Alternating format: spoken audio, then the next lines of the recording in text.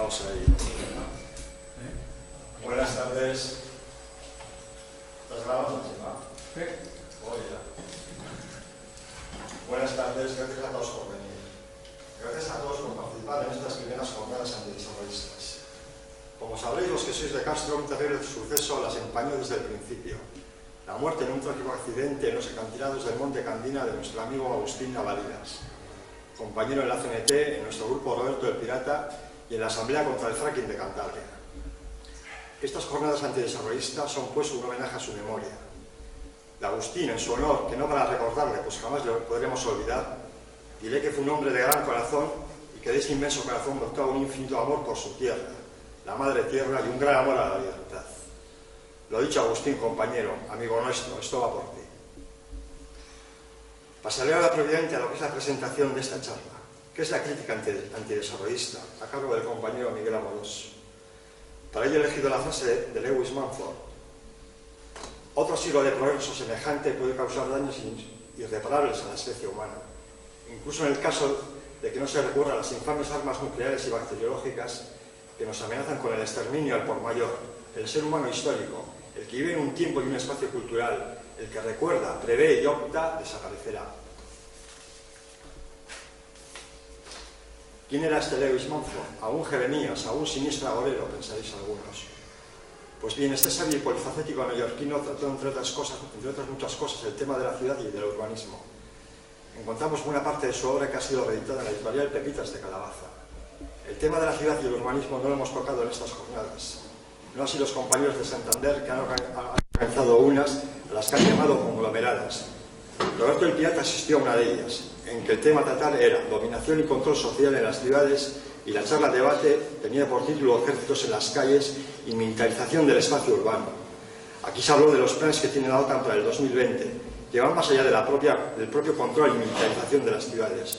Ellos lo llaman operaciones urbanas en el año 2020. A los pocos días apareció en nuestro diario regional, el diario montañés, ese que dice las cosas como quiere el poder y las que quiere el poder.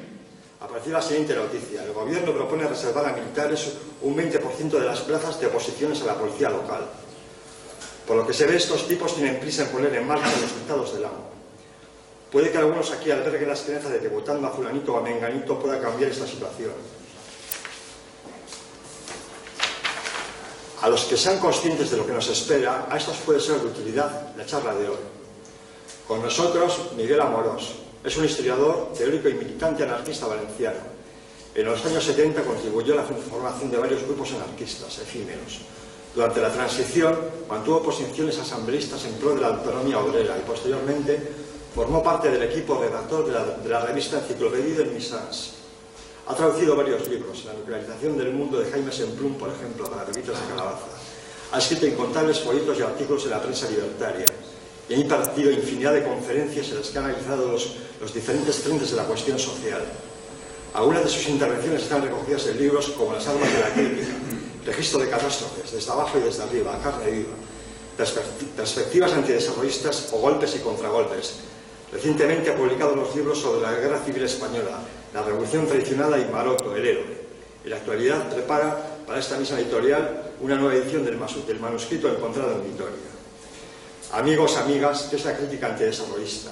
Esta es la pregunta de la tarde. Gracias por venir. Bien.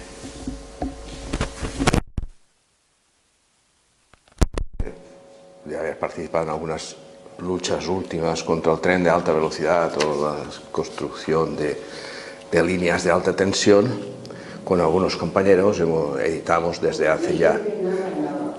Con algunos compañeros editamos desde hace un par de años una revista de esa tendencia. Bueno, vamos a ver. Que la titulamos Argelaga, es una palabra catalana que equivale a una planta conocida que es la aliaga o el tojo. Es una planta espinosa parecida a la retama con flores amarillas. Como en Valencia se dice, eres cariñoso como una argelaga. Es decir, que así queríamos que fuese nuestro mensaje, lleno de pinchos, y por eso adoptamos ese nombre. De hecho, fue más anecdótico. En una de las marchas para sabotear la construcción de torres de alta tensión, cuando hacíamos huecos por la noche, aparecíamos en el monte para echar piedras y rellenarlos. Entonces el monte estaba lleno de archelagas, de aliagas, y nos pinchábamos, estábamos, cago en la hostia, y estábamos siempre rascándonos porque íbamos a monte pelado, a monte a través, y nos pinchábamos. Y en ese sentido, pues, si hiciese una revista, dijo uno, le pondría archilaga. Y bueno, dicho y hecho, al cabo de unos meses, pues, sacamos esa revista. Y queremos que sea un poco el referente de esta crítica que nosotros llamamos antidesarrollista. Vamos a ver, no es una teoría nueva, esto decir que es el antidesarrollismo no es la nueva ola, de hecho es un pensamiento crítico que ya viene de antiguo, y encontramos que cada vez más se está convirtiendo en la expresión, digamos, más cercana de una visión crítica de la realidad. Bueno, en ese sentido, la palabra desarrollismo, que va asociado mucho a la política franquista de los años 60, ya podría significar un poco antifranquismo, pero en fin, la palabra en general de desarrollismo se aplicó a la doctrina Truman a finales de los años 50 en América. Se diseñó una política, o se esbozó por primera vez una política que es la que ha orientado a todos los dirigentes del mundo mundial hasta ahora. Y era que las soluciones, el desarrollo económico, el crecimiento, era suficiente para resolver cualquier problema social y político que hubiera. Entonces no había más problemas que esos. Bueno, esta convicción en que un desarrollo económico era suficiente, bastaba para resolver cualquier contradicción o antagonismo social que pudiera plantearse, fue adoptado por todas las oligarquías políticas, evidentemente por la dictadura franquista, y bueno, de allí pasó a sus herederos democráticos, y esta corre en boca de todos los dirigentes a medida que el capitalismo ha ido evolucionando en el sentido actual, es decir, siguiendo las pautas de esta idea desarrollista, basándolo todo en el crecimiento. Ha llegado un momento en que este crecimiento ha sido cada vez más destructivo. Y entonces, precisamente cuando este crecimiento dejó de apoyarse en las fábricas y empezó a apoyarse en los recursos territoriales, es cuando más se ha vuelto visible. Estamos en esa época en que todo lo que era simple ideología hoy en día es una realidad bastante catastrófica. Bueno, el antidesarrollismo, o sea, la crítica de esa ideología de poder es lo que intenta explicar por qué las cosas están pasando y cuáles son las luchas o cuáles son los resquicios que presenta esta ideología por los que ahondar, digamos, por los que entrar, penetrar y contrarrestar este ataque. El antidesarrollismo es libertario por la sencilla razón de que el Estado es un elemento fundamental en la economía. El Estado ya no es simplemente una superestructura, como dicen también que lo fue la técnica, es decir, una cosa neutra que beneficia, depende a quien sepa utilizarlo o a quien lo utilice, consiga utilizarlo. No, el Estado forma parte de la economía, es un elemento capital de la economía, se fusionó ya por los años 60.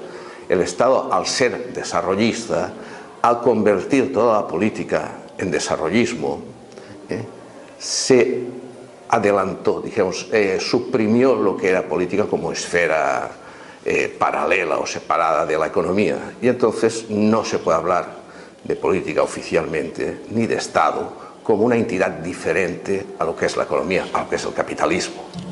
Bueno, pues esta fusión de la economía y la política, del capital y el Estado, de la industria y de la vida, del territorio, del campo y la urbe, las aglomeraciones urbanas, es lo que definirá la sociedad actual y lo que caracterizará a esta sociedad y lo que este pensamiento crítico intentará atacar. Insisto en el carácter libertario de este pensamiento porque la lucha contra el capital es una lucha contra el Estado, no se puede separar.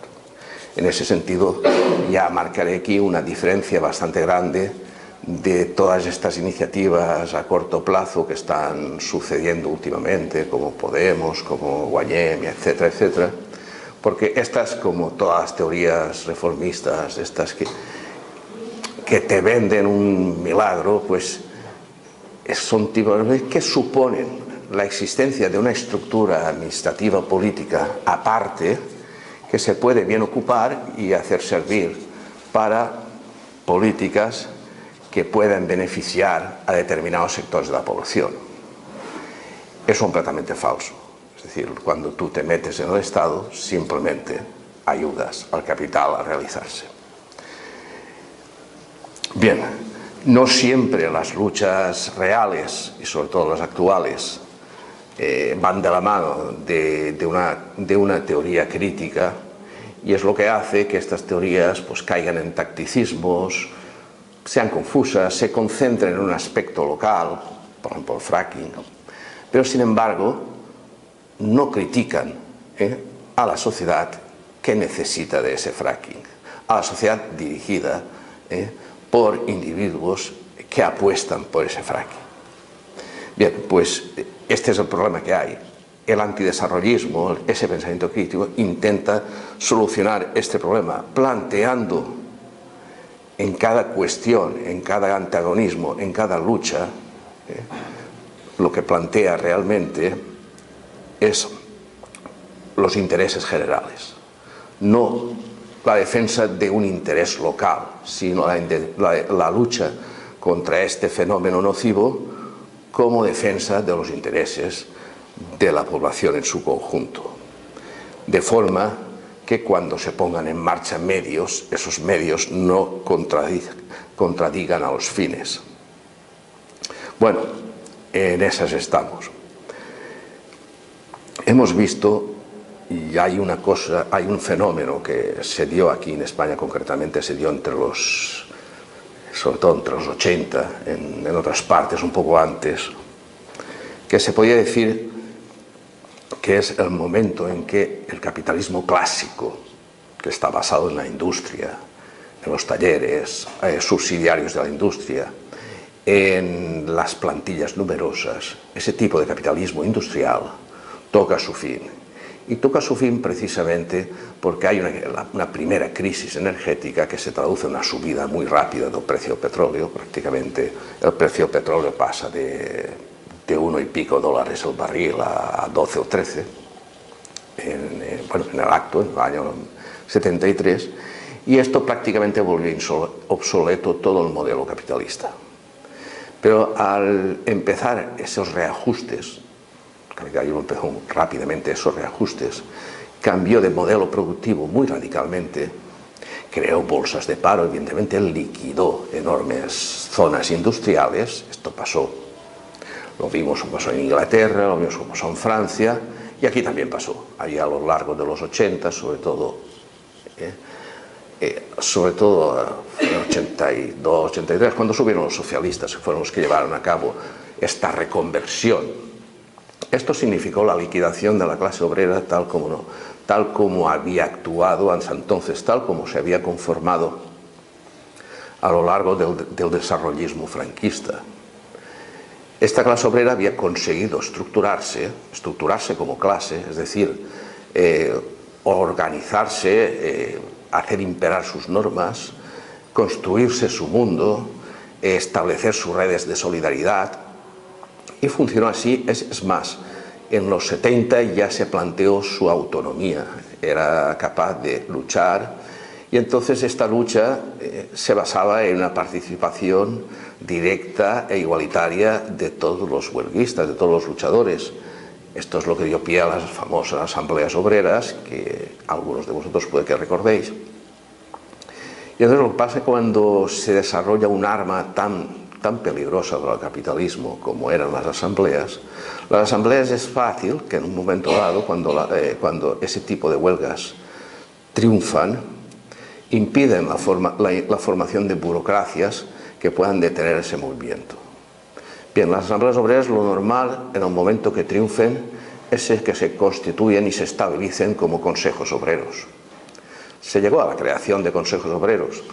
En Vitoria se llamaron comisiones representativas, en Valladolid también, pero yo me acuerdo en Barcelona ya se llamaba así, el Consejo Obrero de la SEAT, por ejemplo. En algún sitio, por Alicante, se llamó movimiento asambleario. Pero en fin, estas calificaciones señalaban una fase en la que había como una alternativa a tomar. Si se seguía por esta dirección, los obreros tenían que plantear ya claramente hacerse cargo cada vez más directamente de la producción y de la organización social. Así, por ejemplo, empezaron a haber experiencias en el momento en que los ayuntamientos no funcionaban bien, pues habían asambleas de estas ciudadanas que prácticamente condicionaban la marcha, y aquí en Castro que hubo una, y entonces estas asambleas ya planteaban una gestión municipal colectiva. Bien, esto hay un político que lo vio claro, que era el peligro número uno, que es Fraga, y Fraga mandó a ametrallar a los trabajadores de Vitoria.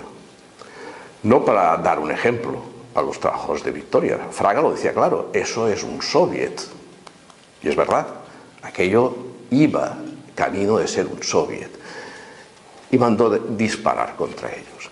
Sabemos que mató a varios, luego hubo manifestaciones, se disparó también contra los manifestantes, se mató a gente en Basauri, y los grupos sindicales y parasindicales que ya se habían organizado a lo largo de toda la geografía peninsular ya trataron de que no hubiese un movimiento solidario en todas partes, que hubiese podido hacer caer al franquismo y a todo ese proyecto de pacto franquista con la oposición, que fue sobre el cual se construyó el régimen partitocrático actual. Un sistema de partidos, es decir, ese tipo se llama partitocracia a un sistema burgués liberal político donde la soberanía popular está secuestrada por las cúpulas de los partidos. Ese es el régimen actual. A ese régimen le llaman democracia, pero no lo es. Ni siquiera es democracia en el sentido burgués del término. Bien, es importante conocer este periodo, porque al liquidar este periodo, y después de este periodo vino los pactos de la Moncloa, donde los trabajadores aceptaban una serie renunciaban más bien a plantear a través de los partidos, porque los pactos los firmaron los partidos. Renunciaban a plantear reivindicaciones, aceptaban los pactos sociales por arriba que pudieran establecer los sindicatos, y se preparaban para el matadero. El matadero vino luego, fue la reconversión industrial. La reconversión industrial, aprovechando una coyuntura favorable, se pudo permitir, los socialistas lo hicieron, la liquidación de prácticamente de todas las estructuras industriales que el precio de la energía había vuelto obsoletas, y se cambió un modelo, se cambió hacia otro tipo de modelo de desarrollo capitalista. Este modelo estaba basado en un pilar que era el motor nuevo de la economía. Empezaba a serlo, luego lo sería mucho más, que era la construcción. Y después los servicios y el turismo de masas, no un turismo turismo franquista ya empezaba a ser de masas, pero en fin, el turismo que vino luego fue bastante más fuerte, porque ya se ampliaba, ya se hacía turismo cultural, turismo de ciudades, turismo religioso, ya se especializaban. Turismo religioso es, por ejemplo, el turismo que va a Zaragoza a ver la Virgen del Pilar. Parece ser que hay mucho beato que va. O el turismo que va a Santiago, que hace el turismo. Entonces se generalizó todo esto. Entonces este modelo, un modelo basado en otro tipo de los servicios, en el crecimiento de la administración, fue el momento en que la política dio trabajo a 60.000 personas. Bueno, los partidos no solo colocaron a la gente directamente en los ayuntamientos, en los parlamentos, también los colocaron en las cajas de ahorros, en los comités directivos de empresas grandes. Total, que dio para mucho, y creó una burocracia que hoy en día es la que controla la política, ya la controló entonces, ya se aseguró de controlarla, y hoy en día simplemente es un elemento más de la clase dominante, un elemento más que se resiste a sacrificarse, y es un elemento más que en el momento que ahora, en un momento de crisis, se han revelado esas conexiones que tenían con el mundo financiero, con el mundo constructor, con toda la corrupción que había dentro, pues ahora lo que indigna a la ciudadanía, en fin, a la ciudadanía que le ha tocado pagar todo esto, todos los desperfectos que esa clase dominante ha provocado. Bien, estamos en un momento en que ya hablamos de esto, de la desaparición de la clase obrera. Cuando desaparece la clase obrera como clase, cuando le sustituye otro modelo que ya no es un modelo productivo, sino que es un modelo basado más en el consumo, es un modelo más basado en los servicios, en el turismo, en la construcción. Lo que, digamos, los asalariados no son la principal fuerza. La principal fuerza productiva es la tecnología. La tecnología está desplazando, precisamente gracias a estos reajustes industriales, un surplus, un exceso de tecnología sustituye a las antiguas plantillas numerosas de las fábricas. La tecnología ha llegado a ser, siempre ha sido la tecnología un enemigo del proletariado, porque se ha usado siempre en su contra, para suprimir puestos de trabajo, para automatizar el proceso productivo. Y por otro lado, al aparecer los sindicatos profesionalizados, concertados con el gobierno y con la patronal, este tipo de sindicatos bloquearon cualquier autonomía que pudiese quedar en los grupos obreros. Los obreros, entonces, la fuerza de trabajo había perdido su ser o su esencia en la producción, pero se revelaba como una fuerza de consumo de primer orden. En aquel momento, el consumo depende más de los asalariados que de la burguesía. Si el consumo en una sociedad de clases era sobre todo el consumo de las élites, en una sociedad de masas, donde una mayoría asalariada tiene una capacidad de consumo que, aunque fuese modesta, sumada llega a ser enorme, es importante porque es ese consumo el que servirá también de motor, casi es el principal motor, diría, de esta nueva sociedad. Entonces, todo se va a organizar para que el asalariado sea cada vez más consumista. Es decir, se compre coches, se cambie el coche cada 2 años, se compre casas, intente tener pisos, segundas residencias, etcétera, etcétera. Se hipoteque, etcétera, etcétera. Esto es importante porque desaparece esa mentalidad solidaria de clase. Aparece como una especie de desclasamiento. Y esto es lo que marca el cambio de época. Ahora la desaparición de esa conciencia social que tanto dominó en los años 70, finales de los 60, que es cuando aparece. A finales de los 80 ya se puede decir, sociológicamente, que más del 50% de los asalariados, es decir, más de la mitad, están considerados clase media. Es decir, son asalariados con una cierta capacidad de consumo.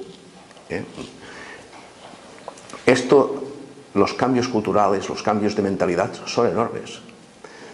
Porque un asalariado considerado clase media es un asalariado desclasado, sin conciencia de clase, es un asalariado entregado a la vida privada, puede tener vida privada porque tiene capacidad de consumo.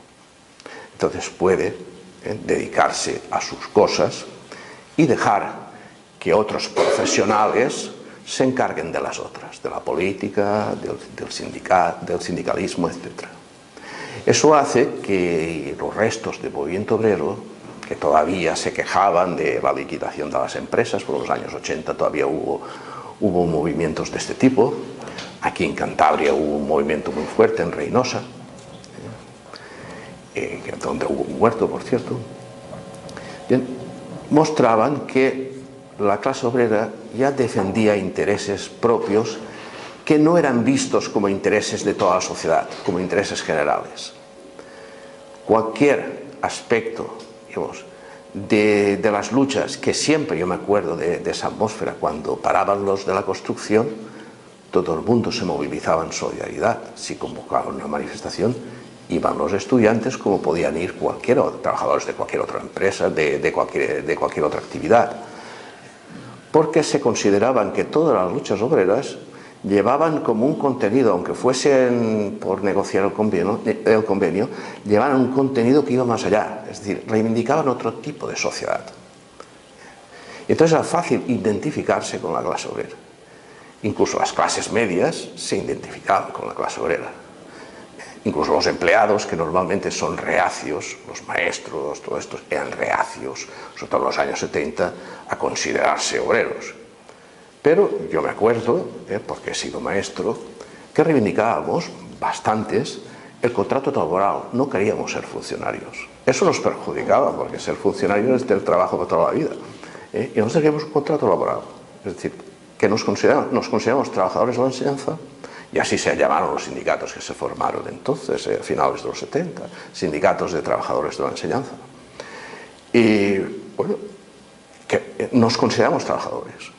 En la banca igual, trabajadores de banca, se insistía mucho en eso, no se decía empleados de banca, sino trabajadores de banca. Bien, esa mentalidad desapareció. Habla tú a los maestros en los años 90 ya y dicen, no, vamos a por un contrato laboral. Y te mandaban en un momento en que ya había paro, en que las cosas no iban bien. A nadie le interesaba la clase obrera, ni a la propia clase obrera. Es decir, había pasado de representar los intereses a simplemente los intereses generales de una sociedad, o por lo menos de los sectores que querían cambiar la sociedad como fuerza histórica principal, pasaba a ser una fuerza más en declive, al lado de las pocas que iban quedando, y que no era capaz de sus luchas, defensa del empleo, para que no cerraran empresas, representasen algo más que sus propios intereses corporativos. Hoy en día ese tipo de luchas ha continuado. Evidentemente, si hablamos de la desaparición de la clase obrera en términos generales, no quiere decir que hayan desaparecido los trabajadores, ni siquiera que hayan desaparecido las fábricas, simplemente que no son hegemónicos. Pero sí que podemos ver, por ejemplo, yo vi ahora 2 años, creo que 2 años o año y medio, cuando estuve en Gijón, una manifestación de obreros de la Coca-Cola, que allí habían cerrado o iban a cerrar, había un plan para cerrar la factoría de allí, de que tiene la Coca-Cola por allá, y reivindicaban.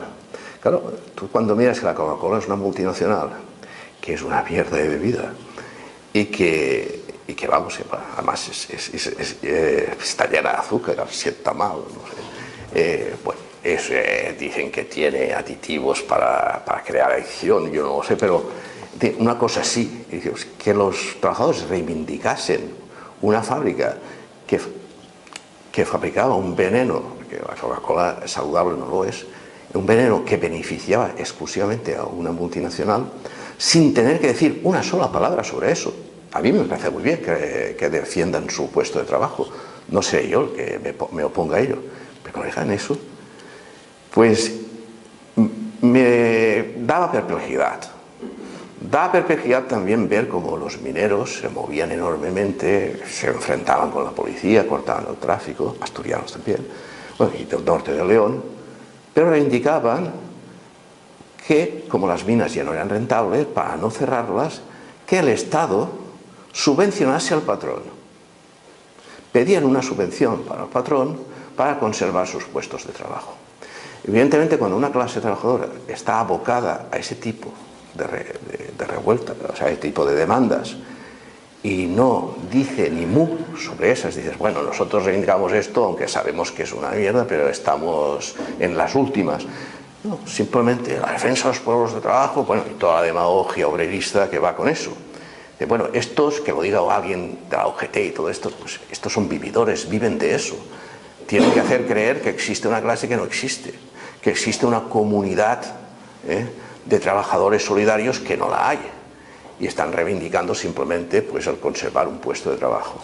Bien, esas paradojas, esas contradicciones, es la que se estaba encontrando la clase obrera en los años 80, que todavía duran, se van manifestando, y que son las que bloquearon cualquier iniciativa de cambio que pudiese venir de esa clase.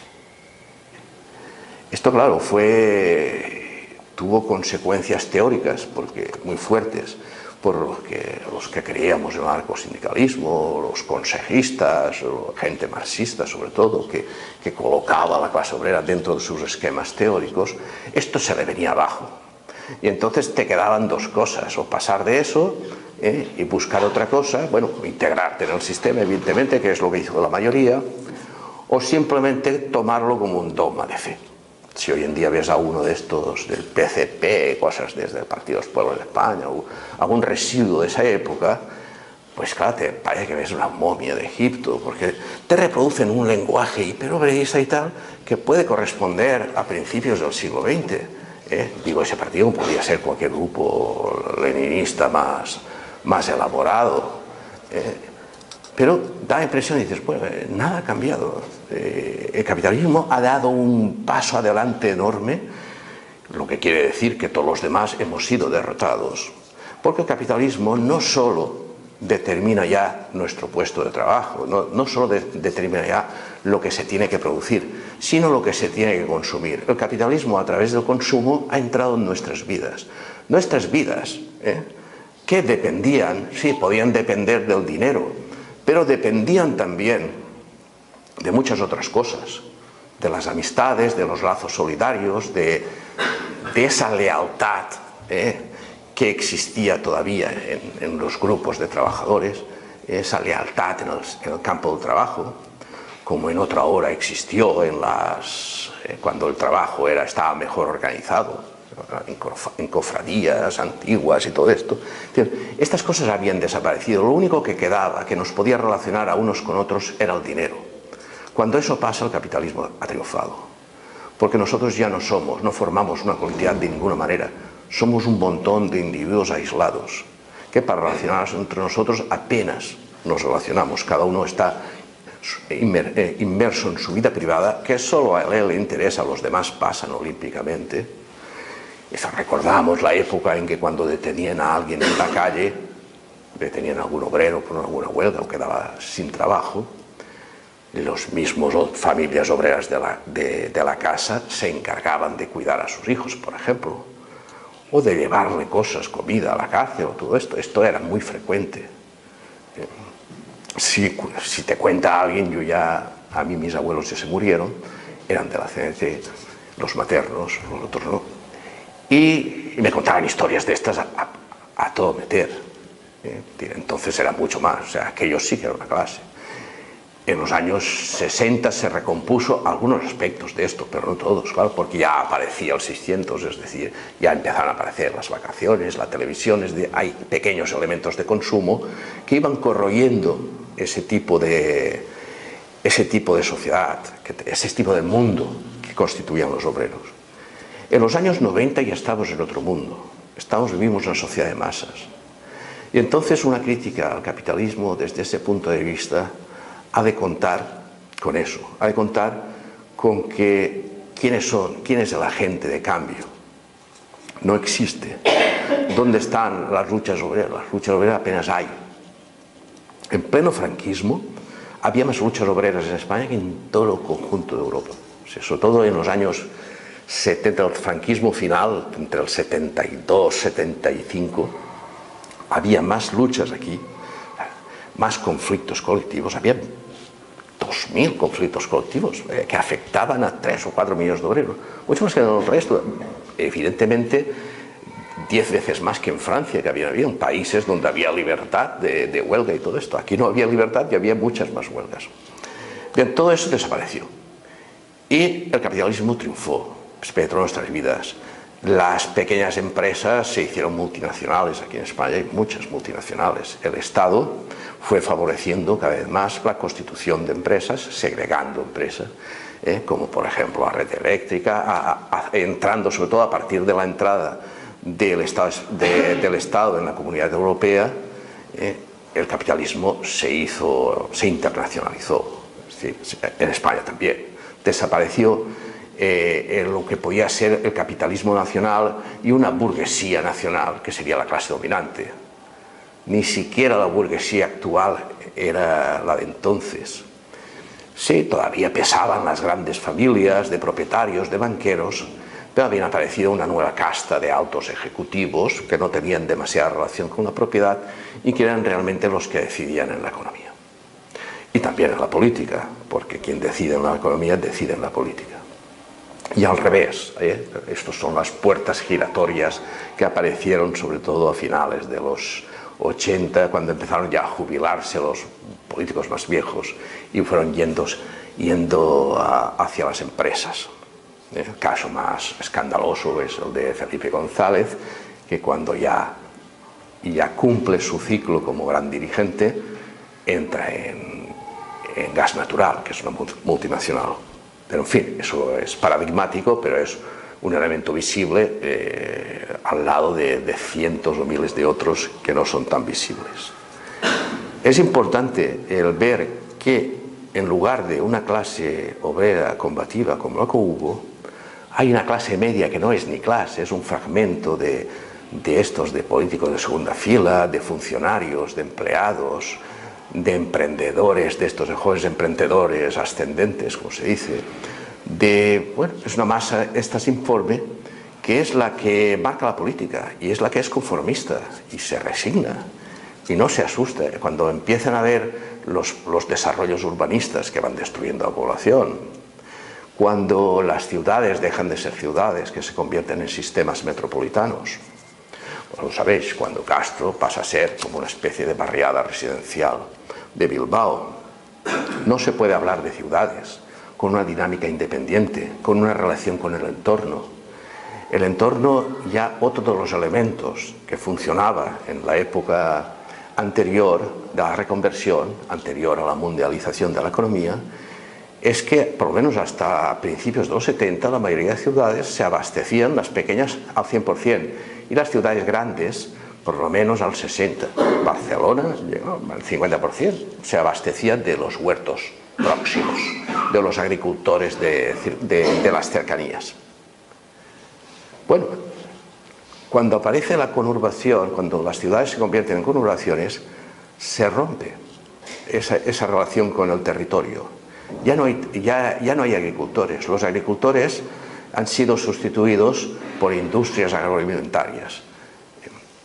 La gente, es decir, los habitantes, los asalariados, están motorizados porque no pueden vivir en las ciudades, tienen que vivir en las afueras o tienen que vivir en una ciudad para trabajar en otra. Entonces necesitan coches. Los coches exigen autopistas. Las autopistas son las que ahora definen los sistemas metropolitanos. Las ciudades son aglomerados fragmentarios de muchas de ellas, algunas juntas o en forma de salchicha a lo largo de la costa, como el caso de Donosti, Pasajes, etcétera, que son la misma ciudad, podríamos decir. El caso de Bilbao en forma de red, centrada en Bilbao. En el caso de Barcelona igualmente, en forma de coronas, limitadas por la costa, de semicircunferencias. Todo eso hace que una ciudad no sea la ciudad en sí, sino sea todo el conjunto de gente que se relaciona en esa esfera de influencia. Tú tienes, cuando ves una ciudad como Santander o como Santiago, Dices, bueno, esto es una ciudad, se recorre a pie, no es tan grande. No es una ciudad, es el centro de una conurbación donde hay multitud de pueblos que son barriadas ahora, donde mucha gente trabaja en la ciudad de al lado, en el caso de Santander, Torrelavega, donde se abastecen, no en mercados, los mercados centrales, que era un lugar de socialización importante, eso ha desaparecido. Eso era normal en los años 60, ir a comprar al mercado, todo el mundo lo hacía, ¿no? Se proletarizó la mujer, entonces los mercados ya no pudieron, la mujer trabajaba, no iba a comprar, y lo que se abastecían es de comida ya preparada y precocinada en las grandes superficies. Los 80 aparece Prica, aparece el Hiper en Barcelona, y desde luego estos supermercados, Continente también, bueno, y a partir de estos muchos más, luego irían fusionándose, aparecería Carrefour, todo esto. Entonces estas grandes superficies sustituyen a lo que había sido los que nos alimentaban, que eran los campesinos. Desaparece el campo no sirve, no es el jardín, no es el territorio ajardinado, no es la despensa de la ciudad. La despensa de la ciudad está en las grandes superficies, está también comercializada. El campesino lo único que tiene que hacer es irse a la ciudad, yo eso lo he vivido, soy de Valencia, y he visto cómo los naranjeros, la gente que cultivaba naranjas, pues cultivaba ladrillos, que eran mucho más rentables, ¿sí? Constituían, sobre todo los que tenían huertos en explotación no suficientes, pues los dejaban, literalmente los dejaban. La exportación que venía, cuando se desarrolló mucho en los años 80, la exportación, el comercio de contenedores y todo esto se abarató muchísimo, hay toda una revolución del transporte a finales de los 80, y entonces eso hace que fuese mucho más rentable comprarle verduras a Marruecos o a Israel, o incluso comprarle huevos a China y traerlos de, yo qué sé, 20.000 kilómetros hasta aquí, salían más barato que comprarlos al granjero, dijésemos, de la esquina. Con la leche pasó lo mismo, hubo una reconversión del sector lácteo que se hizo, donde desaparecieron los pequeños ganaderos. Y bueno, esto es lo que ha dado de sí. El territorio estaba libre, es decir, se constituía como un recurso, como un espacio, un recurso para ser explotado. Se iba a transformar enteramente en capital, evidentemente para satisfacer la mentalidad de esta burguesa, de esta clase media, que cuando ya tenía la naturaleza en venta, siempre los burgueses han odiado la ciudad y se han construido todos, los grandes burgueses tal, se construían casonas al lado de la playa o en la ciudad, se veían auténticos palacios, todavía quedan por ahí. Neguri, por ejemplo, es un sitio así muy paradigmático, pero en fin, esto era la ideología de la gran burguesía. La pequeña burguesía hereda esa ideología, también quiere ir a la playa, también quiere conquistar espacios, vivir la naturaleza, y entonces se convierten los bloques enormes de estos grandes, donde se acumula el máximo número de asalariados en el menor número de espacio, sobre todo en las playas. Estos desarrollos son fuertes, y si no, la ideología máxima de la clase media aquí peninsular, el adosado. El adosado es el pequeño palacio de esta clase media asalariada, desclasada, porque representa un poco lo que es el triunfo miserable de su vida privada. Es decir, es capaz de tener un pequeño adosado, que es una planta pequeñita, en una zona desprovista de cualquier tipo de servicios, alejada normalmente de cualquier sitio, que necesita el coche para cualquier cosa. No solo nos obligaban ya a trabajar por un salario, sino encima nos obligaban a pagarnos el coche para ir a ese trabajo, porque ya no trabajábamos, no íbamos a pie a la fábrica como en los años 60, teníamos que ir en coche afuera, al extrarradio, a otra barriada, a otra ciudad. Bueno, esta situación hace que, aunque estemos más explotados, más proletarizados, aunque nuestra vida dependa más del vehículo, aunque pasemos más tiempo dentro del coche, aunque hayamos dejado de ser el coche una prótesis nuestra para ser nosotros casi una pieza más del coche, que sería lo que la vida de la mayoría de la gente que trabaja es. Los que tienen suerte de librarse de eso, pues benditos sean, pero no es la mayoría.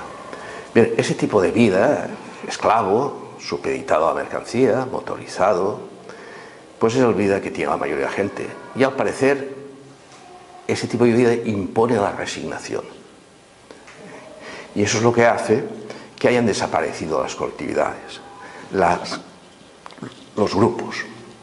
Por eso cuando hay una movida fuerte, la que hubo, por ejemplo, en el Gamonal, no suelen haberlas, pero en fin, también tanto va el cántaro a la fuente que al final se rompe, tanto te aprietan los tornillos que al final ya te cansas.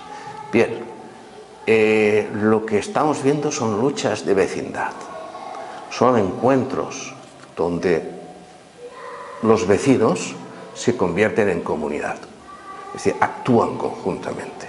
Es gente que se conoce, o en parte se conoce, se acaba de conocer en ese tipo de luchas y echa para adelante. Es decir, aparece un elemento nuevo. Es decir, si hay que recrear una comunidad, es una comunidad de lucha, eso no pasará, desgraciadamente, en los